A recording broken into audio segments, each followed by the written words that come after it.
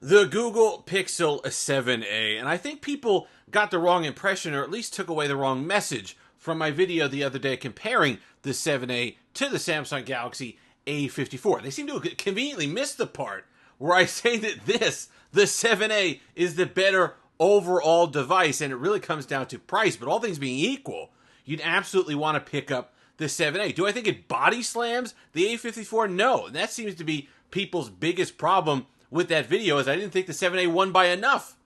The Samsung people, who are very supportive of the A54, were more understanding and appreciative of the video than the Google people and the Pixel fans who said I wasn't hard enough on the A54. It's an interesting little social experiment in its own right, but I like the 7a. It has its shortcomings. It's not perfect, but at $499, it's really a non-starter for me.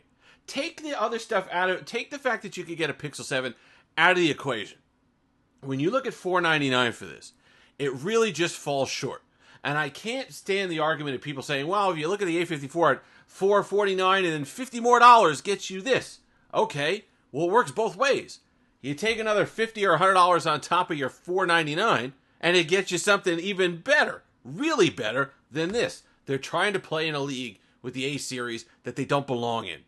It should be going lower, not the other way around.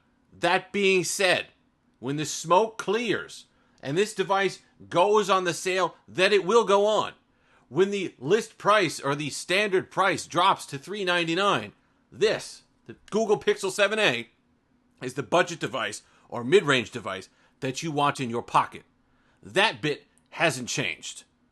So despite all the other nonsense, despite my reservations about it, which are based largely on price, I don't agree with some of the choices they made. We'll talk about them.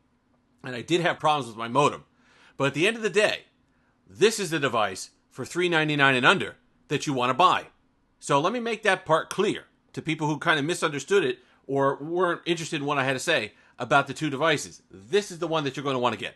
And let's talk about why. Number one is performance, right at the top of the list. You're getting Tensor 2. A lot of people getting on Tensor 2 get it.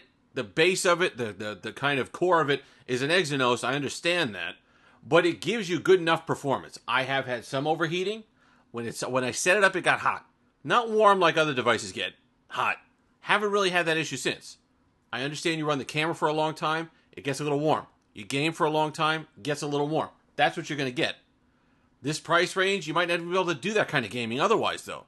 So there's a trade-off. A54, you're not doing hardcore gaming at high settings. The 7a, you could do it. You got to deal with some heat because of it, but at least it's possible. Video editing, you're going to be able to do that on here. Photoshop, stuff like mobile Photoshop, whatever they call it. The apps and stuff, if you want to do photo editing on here, you're going to be able to do it.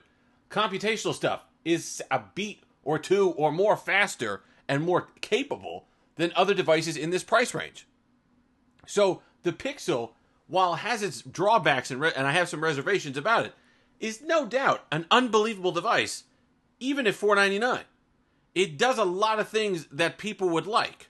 And at $399, the point that I think you should get it at, it's going to be an absolute steal.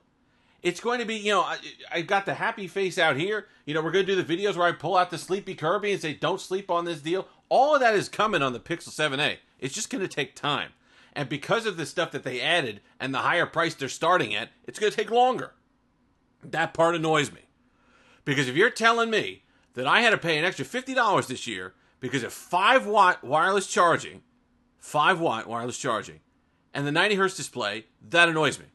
Because that money, if you wanted to charge more for a Pixel 7a, that money could have gone into other things. Front-end features that matter more. A brighter display, perhaps, so you could see it outdoors. A better modem. Things like that would have made a difference on this device to the front-end user experience. And that annoys me that money was spent on placating people who are just shouting the loudest on the internet. That's the part that really gets me.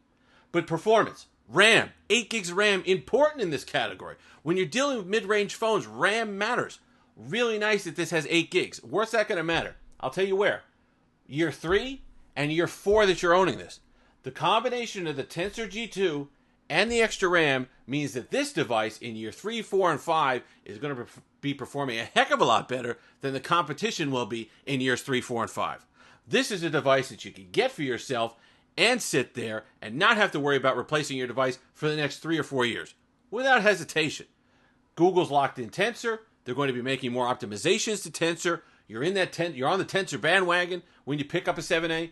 There's lots of things to like here on the power and performance side, and especially when you start getting into RAM. The camera, you're not beating it at this price. You're just not. Is there a noticeable step down from the 7, the regular Pixel 7, photo and video? Absolutely. That's why at $499, this doesn't make sense. At $399, this becomes best in class. You know, you change the weight class of the fighter, and this gets a heck of a lot more impressive. We'll show some dim shots here, some dusk shots. Really nice. It doesn't get as soft as a lot of the cameras in this price range. It doesn't get as, lose the detail or the contrast or the color that a lot of the phones in this price range do. So if you're a shutterbug, if that matters the most to you, then you're going to get a lot out of your Pixel 7a. Build, size, I love the fact that it's kept the charm and the proportions of the 6a. Really nice. 6.1 inch display. They've upped the build. Feels phenomenal in the hand. Love the colors. Love what they've done with it. Absolutely nailed that bit. Nailed it. Then there are some of the downsides. We talked about the display. Colors are good. Saturation is good.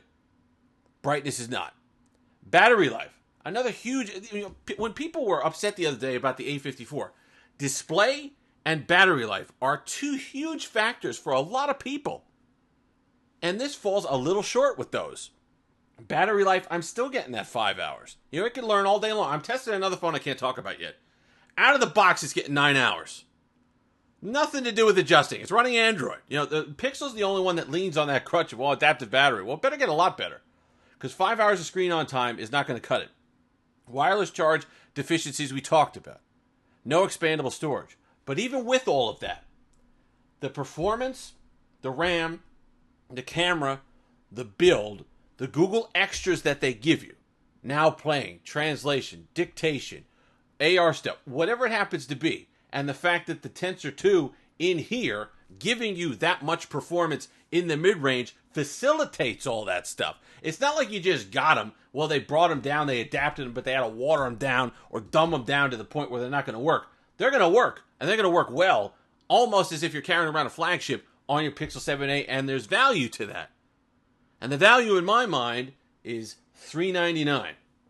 You get to that, I will jump up and down and recommend this device. So for all the Team Pixel members and all the people who were upset yesterday or the other day when I did that video, understand this device has drawbacks, understand this device has flaws. The only reason why now I'm really highlighting them is because they're asking for a lot of money. You get to decide the standard that you're judged to as a company. You come at me asking for $500, well, guess what? You're going to be judged to a $500 standard. Just the way it is. This starts coming in at $399. Those restrictions ease, and this becomes an absolute monster for the price. So hang in there. Understand it's good. Hey, use the extra time to have somebody else test this out, right? If you have to wait 2-3 months, guess what? Google's going to be spending that time ironing out whatever they can on this device so that the time you get it for $399, other people have had to deal with the pains and the growing pains, and you get a solid device at an excellent, excellent price. If you've made it this far, like, comment, subscribe, all that fun stuff. Until next time, have that Steve-licious day.